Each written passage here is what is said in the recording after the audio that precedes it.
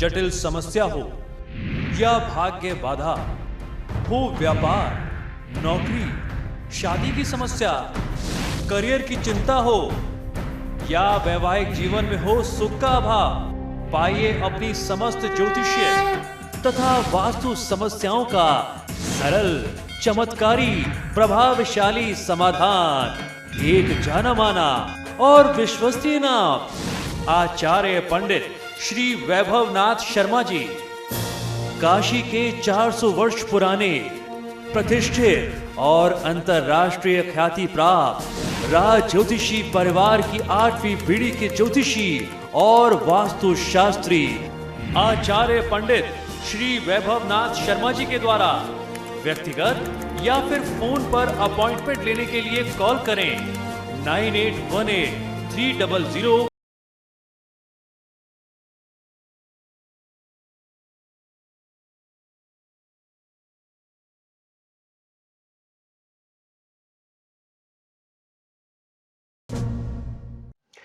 नमस्कार, मैं हूं वैभवनाथ शर्मा और आप देख रहे हैं मेरा YouTube चैनल वैभवन। दर्शकों, पिछले 2008 से लगभग 6-8 सालों से हम लोग लगातार आपके लिए प्रयास कर करके बहुत अच्छे, बहुत अनूठे कंटेंट, बहुत अच्छे सरल उपाय और धार्मिक शास्त्रों से जुड़ी हुई जानकारी, धर्म अध्यात्म से जुड़ी हुई जानकारी आपको उपलब्ध कराते रहे हैं। हमारा प्रयास इस चैनल के माध्यम से यही है कि आपके जीवन में आने वाले जो दुख और कष्ट हैं उनसे आपको सरल उपायों के माध्यम से, पूजा पाठ, वेद मंत्र, धर्म कर्म के माध्यम से आपको उनसे राहत और मुक्ति मिलती रहे। इसी क्रम में हमारा ये प्रयास निरंतर जारी है। आज मैं आपको बहुत ही रोचक और बहुत ही आवश्यक जानकारी देने जा रहा हूं। आज मैं आपको बताऊंगा, अक्सर लोग, आपने ये बात करते हुए लोगों को सुना होगा कि हमारे ऊपर तंत्र मंत्र हो गया है, हम तंत्र मंत्र से ग्रसित हैं, पीड़ित हैं। लोगों को ये आशंका होती है।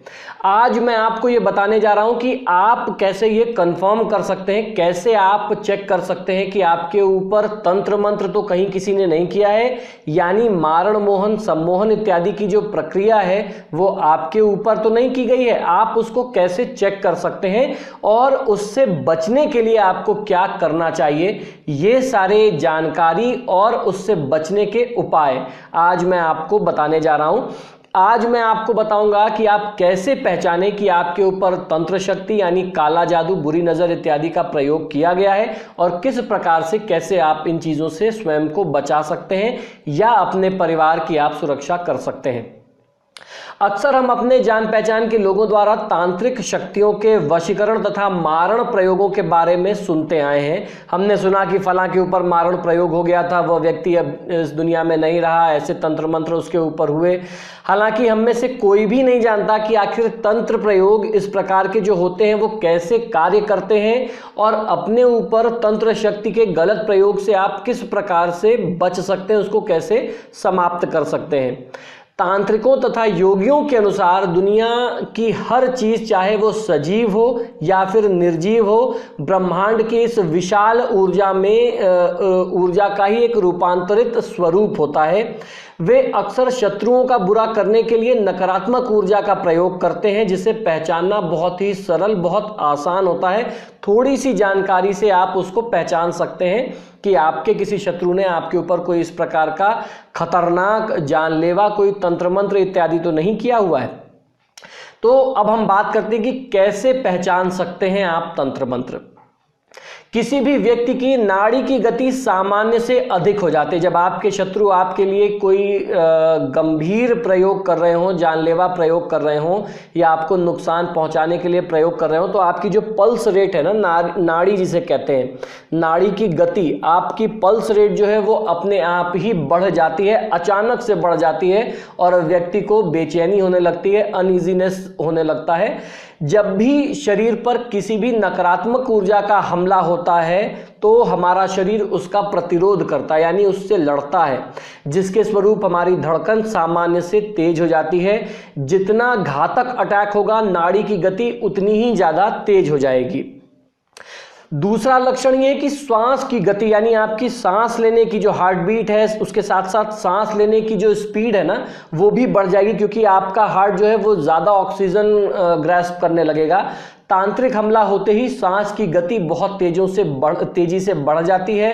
घातक हमला होने की हालत में श्वास की गति इतनी अधिक हो जाती है जितनी कि भागदौड़ के बाद भी नहीं होती। आप अचानक बैठे बैठे अनुभव करेंगे, ऐसा लगेगा कि आप बहुत भागदौड़ करके आ रहे हैं, आपने बहुत फिजिकल एक्सरसाइज कर ली, मेहनत कर ली, उस तरीके से आपकी हार्ट बीट या उससे भी कहीं ज़्यादा आपकी हार्ट बीट और सांस लेने की जो गति है वो बढ़ जाती है।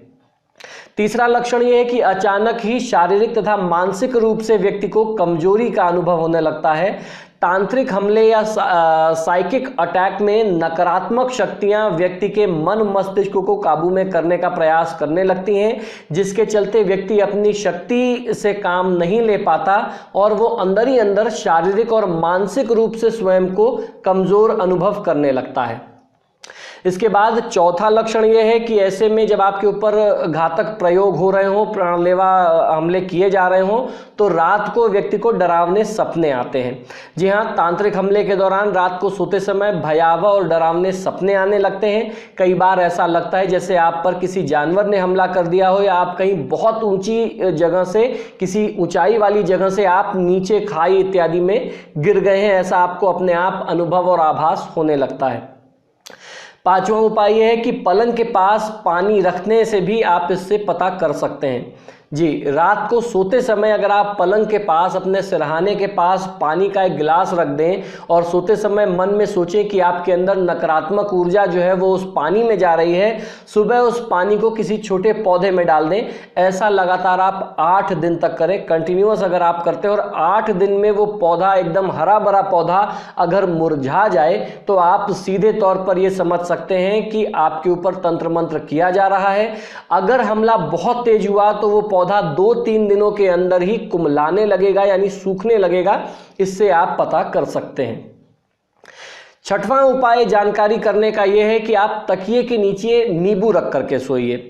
फल तथा सब्जियां भी नकारात्मक ऊर्जा से अत्यधिक प्रभावित होती हैं। आप रात को सोते समय एक नींबू अपने तकिए के नीचे अपने सिरहाने रख करके सोएं और अपने मन में सोचें कि आपके आसपास कोई भी नकारात्मक ऊर्जा यदि है तो वो उस नींबू में समाहित हो जाए, या उस नींबू में इतनी शक्ति है। आप अपने मन में ऐसा सोचें कि ये नींबू जो मैं अपने पास रख करके सो रहा हूँ, इसमें इतनी शक्ति है कि ये सारी नेगेटिव एनर्जी को, सारी ब्लैक मैजिक को ये खुद में खींच लेगी। ऐसा विश्वास करके आप सोइए। तांत्रिक हमला होने की दशा में सुबह आप उस नींबू को मुरझाया हुआ पाएंगे, उसका रंग काला पड़ चुका होगा, आप उससे भी पहचान सकते हैं। तो इस तरीके से किसी भी व्यक्ति के ऊपर तंत्र मंत्र का हमला किया जाता है। अब हम लोग जानते हैं आगे कि कभी किस तरीके से लोग दूसरे तरीके से आपको, ये तो मैंने आपको चेक करने का तरीका बताया कि आप कैसे जान सकते हैं कि आपके ऊपर किया गया है। अब लोग कैसे इसको करके, तंत्र मंत्र करके आप तक कैसे पहुंचाते हैं, ये भी आप समझ लीजिए कि काला जादू या तंत्र मंत्र का प्रयोग आप तक कैसे लोग करते हैं। तंत्र मंत्र तथा काले जादू की प्रक्रिया देखने में जितनी जटिल होती है, करने में उतनी ही ये सरल होती है।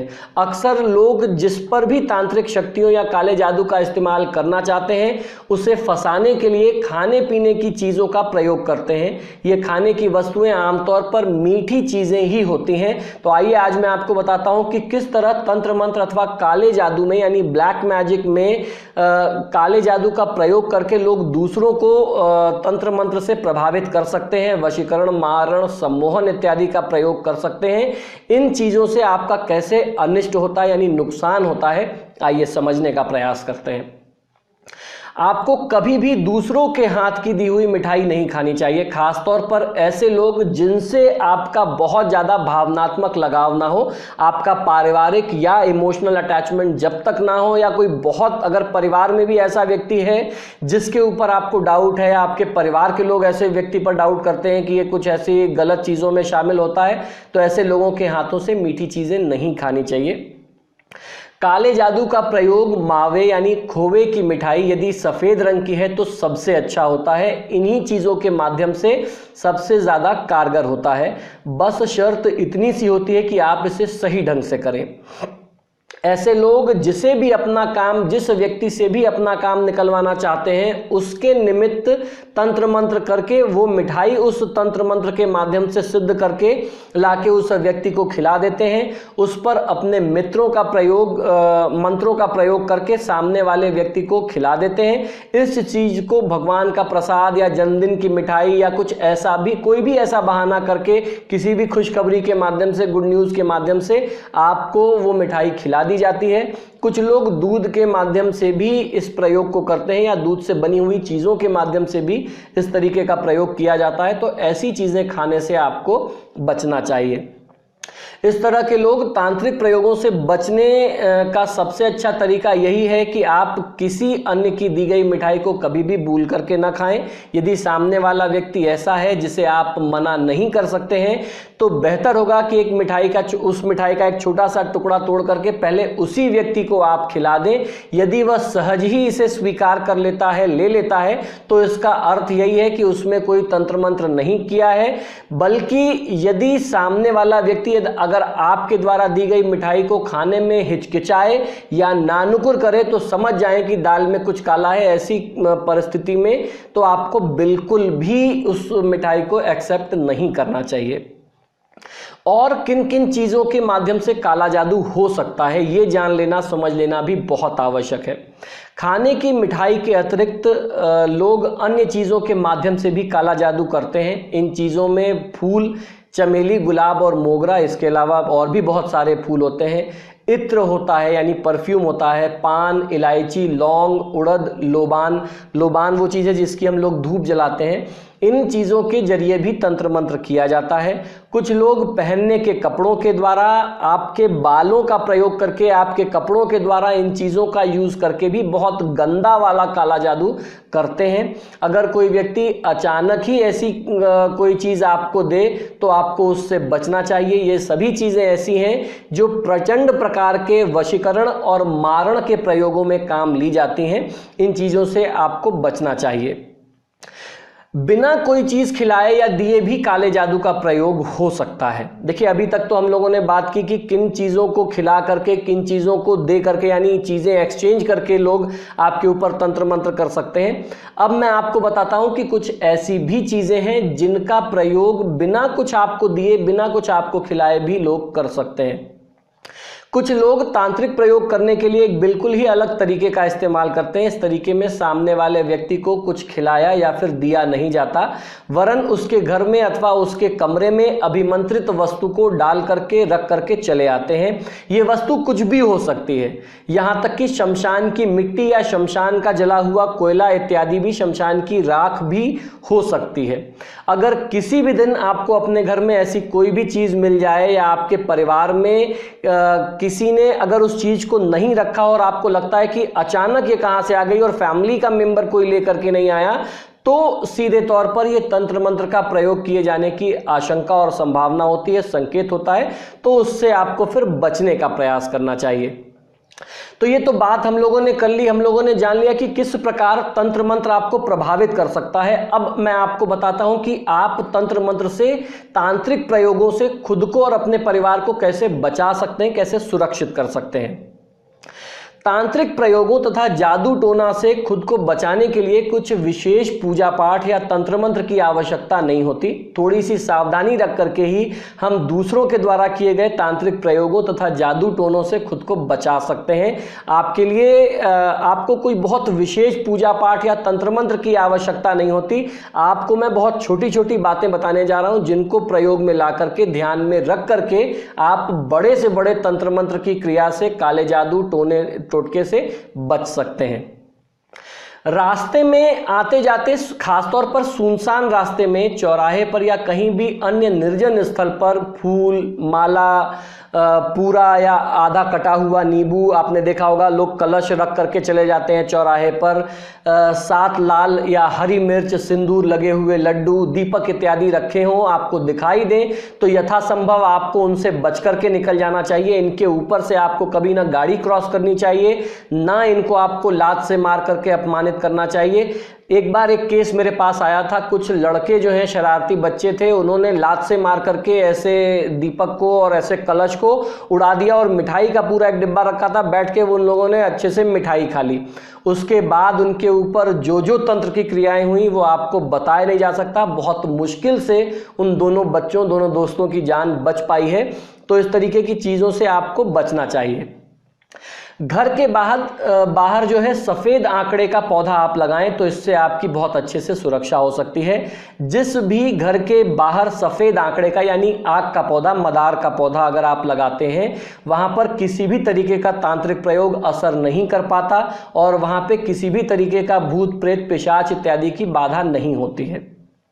यदि किसी बच्चे या व्यक्ति को नज़र लग जाए तो ऐसी स्थिति में नज़र लगना बहुत बुरा होता है। इसमें व्यक्ति का स्वास्थ्य गिरने लगता है, उसका खान पान छूट जाता है और वह अंदर ही अंदर बहुत परेशान और व्याकुल रहता है। ऐसे में चौराहे की मिट्टी ला करके उसमें नमक, राई और 7 साबुत मिर्च मिला करके शनिवार और रविवार को सूर्यास्त के समय में उस व्यक्ति या बालक के ऊपर से, सिर के ऊपर से घुमा करके 7 बार आप चूल्हे में डाल दें। ऐसा करने से नज़र दोष का जो भी प्रभाव होता है वो उतर जाता है। दूसरा उपाय यह है कि जिनको नज़र लग गई हो उसके चारों ओर से फिक्री का टुकड़ा घुमा करके चूल्हे में डाल देना चाहिए। 3 दिन लगातार नियमित रूप से अगर आप शनिवार, रविवार और सोमवार ये प्रयोग करते हैं तो आपको लाभ मिलता है। इसके अलावा अगर तंत्र मंत्र का प्रयोग आपके घर में किया जा रहा है या आपके ऊपर किया जा रहा है तो महाविद्या स्तोत्र का कम से कम 484 पाठ कराना वो आपके लिए बहुत आवश्यक होता है और उसका कुछ विशेष नियम है। ऐसे ही कोई ब्राह्मण बस या आप 484 पाठ नहीं कर सकते, उसके कुछ नियम हैं। और इसके अलावा त्रिपिंडी श्राद्ध कराना आपको बहुत अच्छा लाभ दे सकता है तंत्र मंत्र की क्रिया से स्वयं को सुरक्षित करने के लिए। त्रिपिंडी श्राद्ध का नियम इसलिए इसमें बताया गया है क्योंकि अगर कोई आपको किसी मृत आत्मा के माध्यम से परेशान कर रहा है तो त्रिपिंडी श्राद्ध करने से सिर्फ अपने परिवार की आत्मा की ही मुक्ति नहीं होती है, कोई भी आत्मा जो आपके आसपास अतृप्त है उसका मोक्ष हो जाता है। तो अगर कोई आपको भूत प्रेत पिशाच जिन्न इत्यादि के माध्यम से परेशान कर रहा है, कोई आपके ऊपर तंत्र मंत्र इस तरीके से कर रहा है कि मृत आत्माएं आपके पीछे छोड़ दी गई हैं, तो उस केस में त्रिपिंडी श्राद्ध जो है वो बहुत ज्यादा कारगर होता है। इसके अलावा देवी दुर्गा के भी बहुत सारे ऐसे अनुष्ठान हैं जिसको प्रयोग में ला करके आप तंत्र मंत्र के प्रभाव से बच सकते हैं। तो दर्शकों, मेरा ये एक छोटा सा प्रयास था जिससे मैं आपको ये बताना चाहता था कि तंत्र मंत्र, जादू टोना, काला जादू, ब्लैक मैजिक या मारण मोहन, वशीकरण के, सम्मोहन के जो प्रयोग होते हैं वो किस तरीके से आपको नुकसान पहुंचा सकते हैं और उनसे बचने के लिए आप क्या क्या उपाय घर बैठे कर सकते हैं जिससे आपको और आपके परिवार को सुरक्षा सदैव मिलती रहे।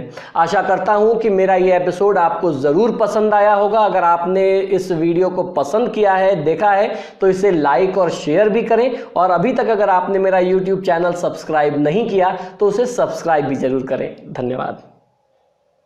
जटिल समस्या हो या भाग्य बाधा हो, व्यापार, नौकरी, शादी की समस्या, करियर की चिंता हो या वैवाहिक जीवन में हो सुख का अभाव, पाइए अपनी समस्त ज्योतिषीय तथा वास्तु समस्याओं का सरल, चमत्कारी, प्रभावशाली समाधान।